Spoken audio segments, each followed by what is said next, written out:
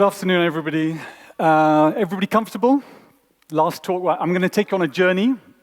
It's a very, very personal journey, but I want to sort of dispel something to begin with. I'm going to introduce you to some pictures. These are all pictures that you've made, and the whole world is making. I think somebody the other day told me about 2.5 billion pictures are being uploaded online every day at the moment. So essentially, the whole world has become a photographer. And every now and again, people kindly introduce me as Jimmy the photographer. But in a way, that's just a little bit null and void.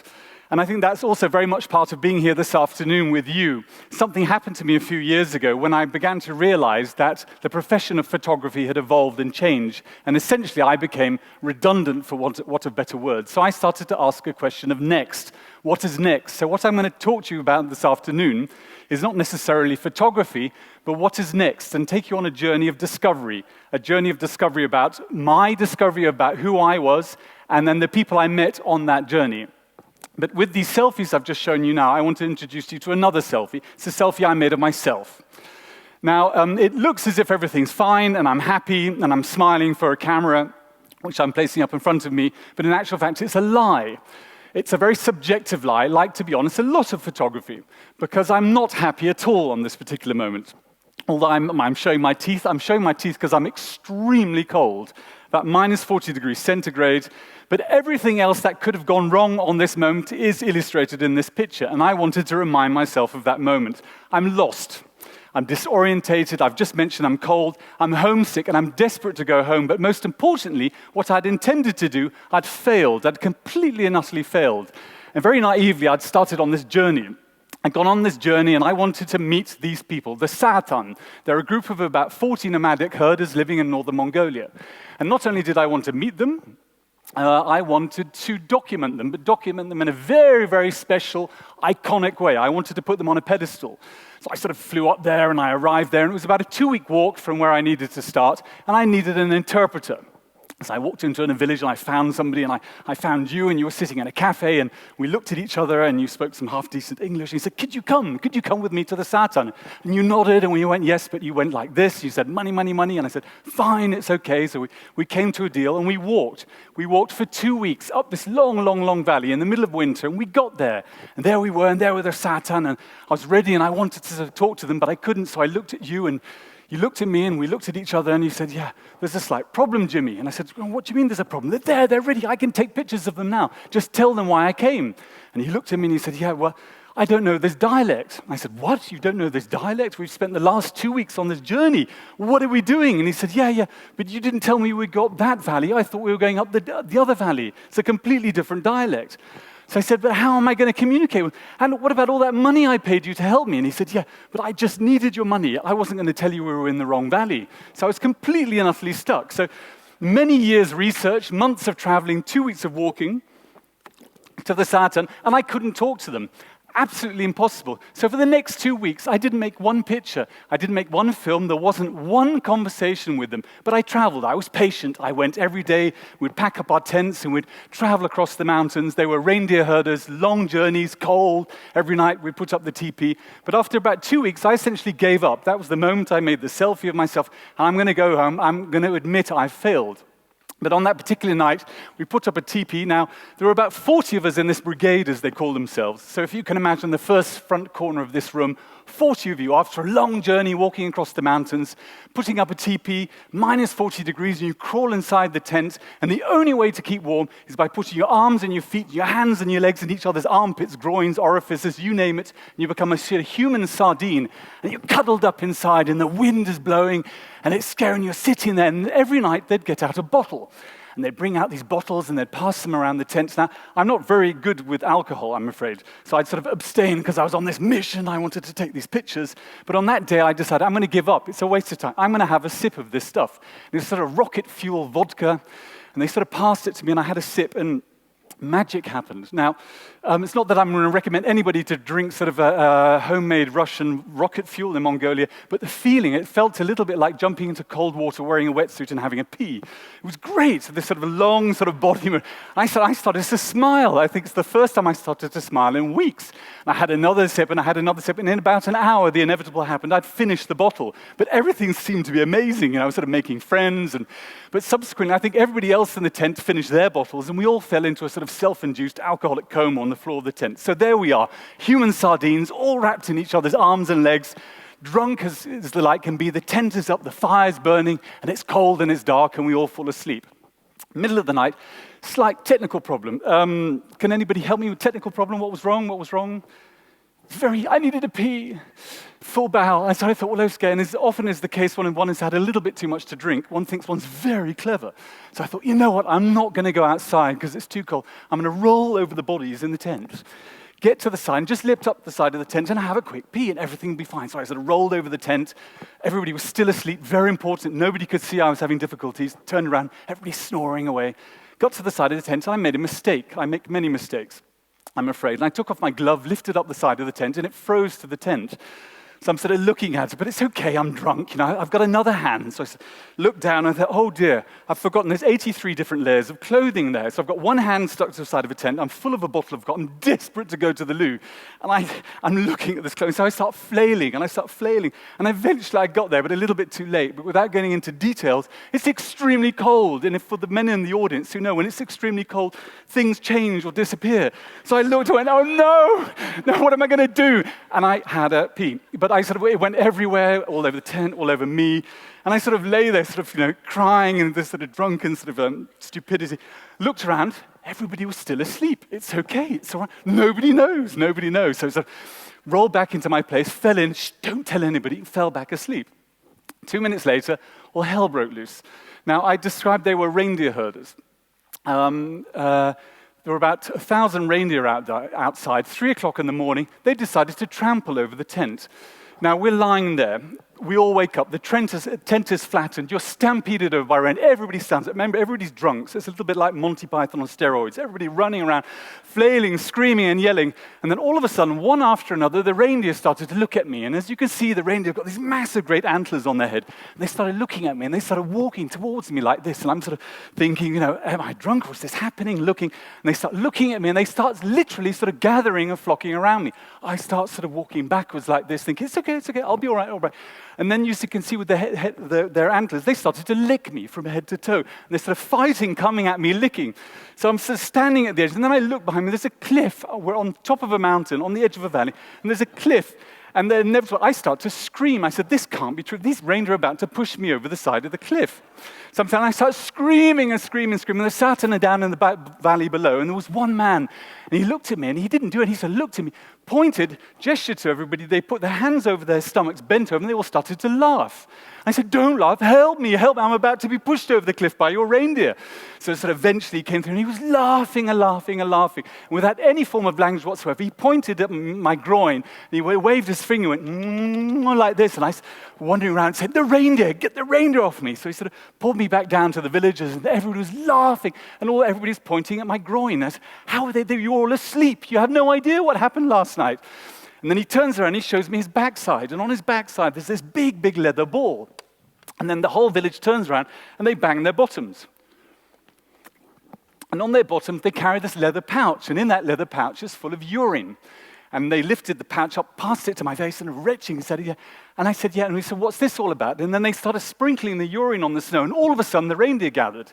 And for the last 2 weeks, I hadn't noticed, because I was far too busy being sorry for myself, not being able to make my pictures. The reindeer had been following us, because the Saturn had been sprinkling their urine in the snow as they were going along. Next time, be more observant. And I said to them, but why didn't you give me that leather pouch? And they all laughed, said, you didn't say you'd pee your pants. So anyway, we were sort of put back up the tent. Very sheepishly, I went back and sat down saying, like this, and all the old ladies got out their special extra strong bottles of vodka, passing it. Everybody's laughing. And then the next morning, something very, very beautiful began to happen. And through sort of extreme humility, we sort of made a contact. Slowly, I could communicate with. We found a way of seeing each other And in that process, I started to make these pictures which I very much participate in. They're directed, they're iconographic, they're romantic, they're idealistic, but it requires an enormous amount of communication to see them, to place them, to show them, and to present them to you. But by learning this very, very, very sort of childish lesson, it was the only way I actually managed to end up communicating with them. But the journey, and I think this is a very beautiful journey, especially to stand here with you today, actually started in my childhood.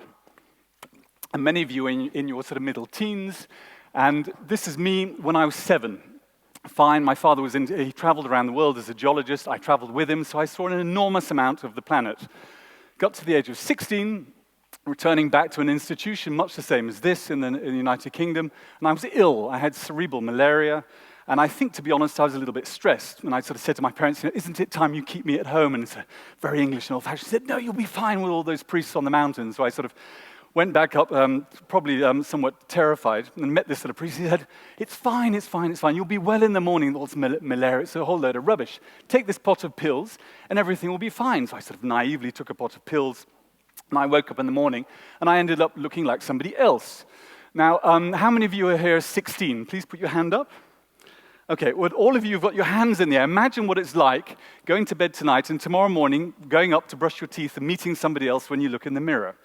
Now, it's quite a dramatic experience, and you look and you go, who the hell is that? And you start looking in, and you're literally I remember literally sort of touching myself. Is that me that I said? I had no hair whatsoever.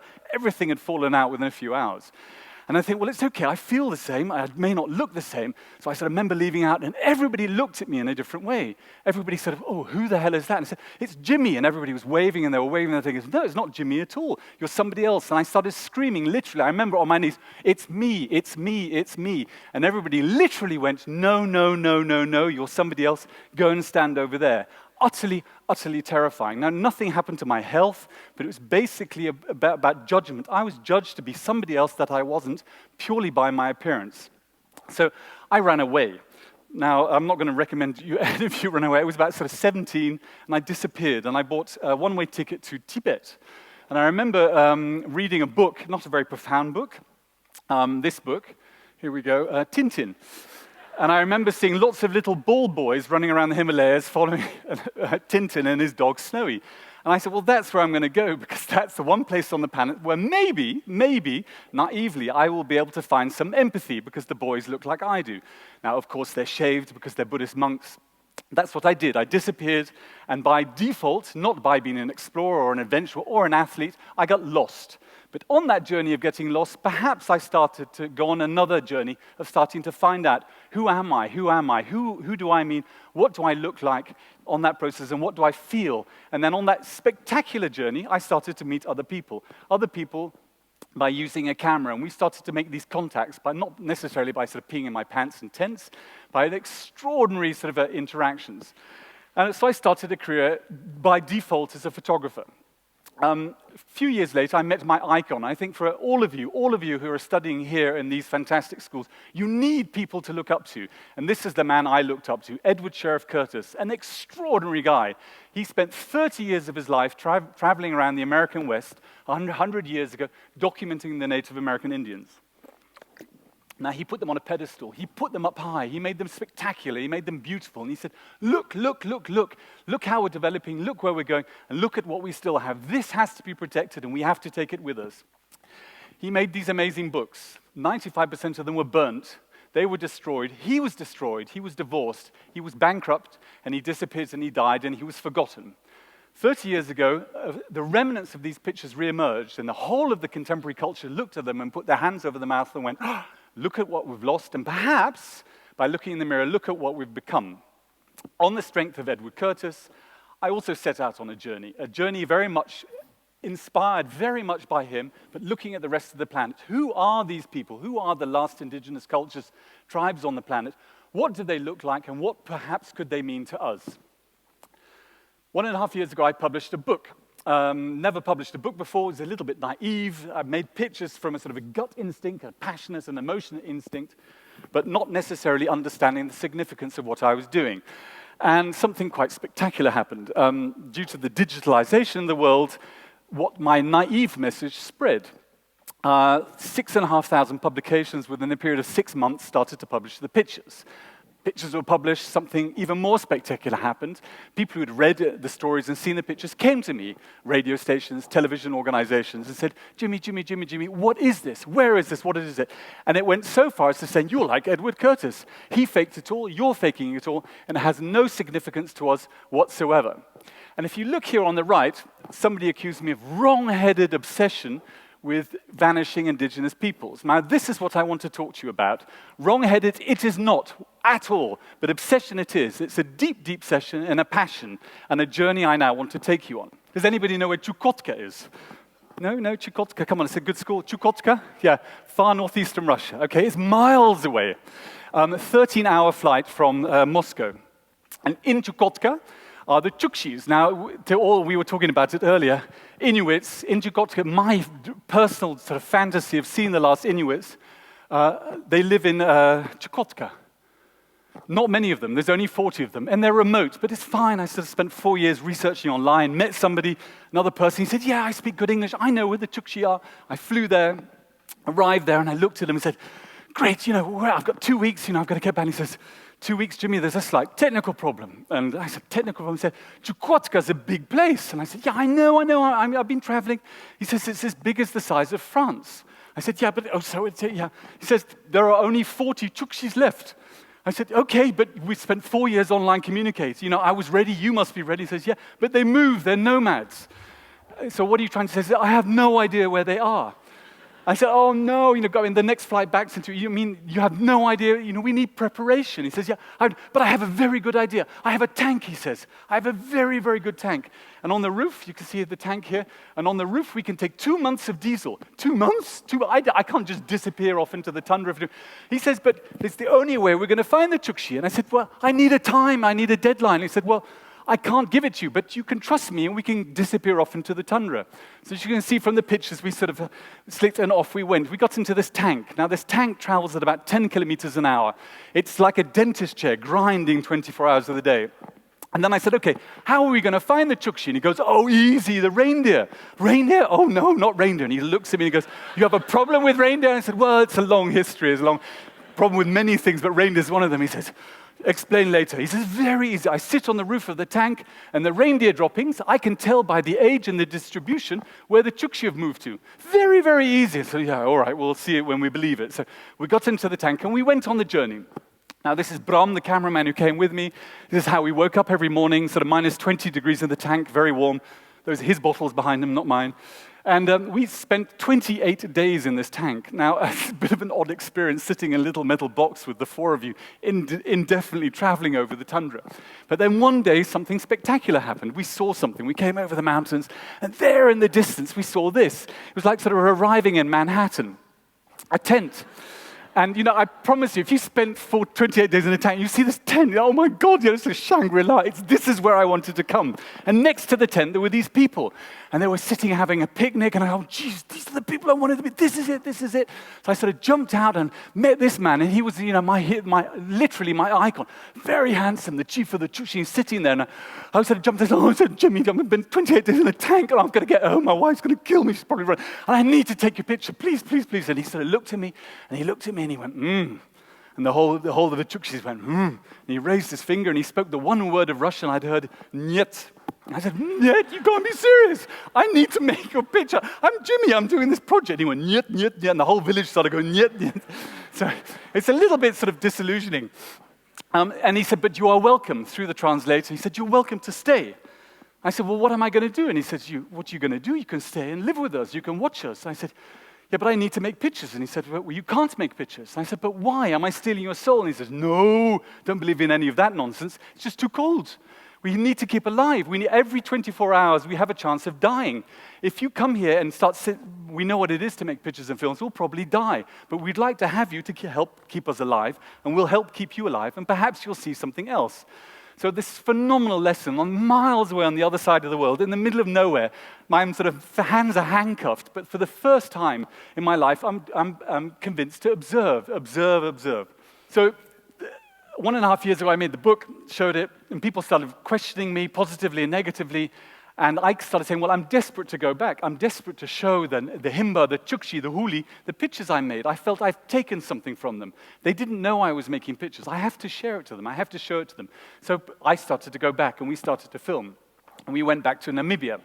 Northern Namibia, on the border of, right on the border of Angola in the top, with the Himba. Now the Himba, I think 99.9% of them live in the cities.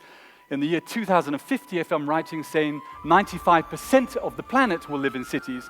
So the Himba are a fantastic example of a tiny fraction of an indigenous culture still living in their habitat. So we arrived back a little bit melodramatic, as you were talking about production values, hot air balloons, not quite the normal way to arrive with the Himba. But then we got there, and then there they were. I remember arriving, and they looked, and they looked. And this time, they all started to cry. And it had been about 4 years since I'd seen them. And I started crying, and they literally came up to me and said, you know, you're not the first person to have ever photographed us or filmed us. We know what it is. But you're the very first person to give us the respect and the dignity to come back and show us what you made. What were you doing standing behind that tripod, waving your hands, sweating all day? What was it all about? That was a beautiful story. So you sort of sat down. I remember we sort of came into the village, showing them the book, and the awe, and everybody leaning in, seeing themselves, then eventually recognizing themselves in the pictures, and then having an amazing discussion, what's this? Did I see you in the right way? Is this the way you see yourselves? What are your dreams? What are your aspirations? And a fantastic conversation. And then you sort of got to the end of the chapter of the Himba, and here we are coming back to the group. And then we got to the end, and then we turned over to the Chukchi, and they went, the horror of realizing, what is this fur, this snow? And I said, there are other places on the planet, other spectacular people like you, and the awe of that. And then we went on another journey a few months ago to Vanuatu. It was I was rang by CNN, and there was this guy, hi, my name's Bob. And I said, yeah, hi, I hear you want to go on a journey. And I said, yes, please. Where do you want to go? And I said, well, I'd love to go back to Vanuatu. Hey, meet me in Sydney in 2 weeks. So I sort of flew down to Sydney, and there were 6 of him. You know about this, 6 of the very large guys, all named Bob, I think, and all carrying 32 different drones. And I thought, oh no, this is not quite what the intimacy's going to go. And sat down and said, we have to be very careful about what we're doing. And we did. We went to the island of Tana, and we started filming with the Yakel. And at the beginning it was a little bit confronting, but eventually we found a rhythm and a communication. And then towards the end, something magical happened. The chief sort of said, come. Jimmy, we want to take a picture with you and our tribe. You are our sort of adopted member. And I was very proud and got involved and sat there under the tree. You'll see the picture in a minute. And wedged in and had the copy of my book, and you're surrounded by 80 people in this sort of banyan tree, this sort of cathedral of this culture, enveloping them. And here we go. And I remember sitting there and sort of very proudly sort of presenting the book, and all of a sudden the chief leant into me and he goes, Jimmy, there's a problem via the translator, and the whole tree went silent, and everybody, there's a problem. I thought, oh, Jesus, here we go. I've done it again. It's nothing to do with my gloves, but what have I done? And the whole tree starts sort of shaking their head and murmuring, And I, oh, no, what have I done? He says, you gave me this book. I'm very happy. And I said, you have no idea how it is traveling with 4 of those, as handbags, plus all my cameras. I'm so proud to have bought it. He says, yeah, but there's a big problem. And I said, well, what's the problem? He says, when are the other 80 people going to get their book? And the whole tree started nodding like this. So I thought, oh no, it's a wrong. So if anybody wants to come to Vanuatu and has a container, you're more than welcome to come with me sometime in the near future. Because I have to go back, because I promised them all 80 books. How I'm going to do that, I'll deal with that later. I think the moral of the story is, going back to that story at the very, very beginning, about until you truly let go, until you truly form a humility, can you find an empathy. And in that empathy, you can find a contact. And in that contact, you can discover who you truly are and who the people are around you. So I want to leave you with another picture which we've just gone past. And I need, if you come up on the stage now, Drake, is this picture. Where are we? Of the Nenet. Now, this guy's amazing. It's not one of my favorite pictures. We need the lights on, please. The other day, a friend of mine said, oh, Jimmy, when you finish talking, you have to show that picture of the Nenet. And I said, why? He said, it's not my favorite. He said, it's not about being your favorite. This picture is very, very symbolic. You don't see what's happening in this picture, do you? And I said, no, I don't. She says, look into the man's eyes. And we started looking in the eyes. And there's this spectacular reflection of me flailing behind a tripod. And she said, well, that's what this is all about. You've etched yourself onto his soul. And in that sort of metaphor, I hope the few pictures that I've made and the stories that I share with you, I've etched something on your soul. Now, I know the majority of you are far more intelligent and will become far more educated than I ever became. But please look at these people. Look at where they live. Look at what they represent. And look at what they stand for and realize the importance and the value of them as we move on into the future. Now, to end with, you're all a tribe. So please stand up. We're going to make a picture of you. But it's an important picture, okay? You have to stand still, okay? Undo your top button. Stand tall, okay? You ready? Okay, is everybody ready? We're going to make a pan and we're going to stitch images. So you have to stand still, yeah? Longer than 5. Breathe in through your nose, yeah? There are no reflectors, okay? Stand up straight. Lift your chin. Shh. Are you ready? Everybody ready? Shh. Okay, ready? Go, go, go, go.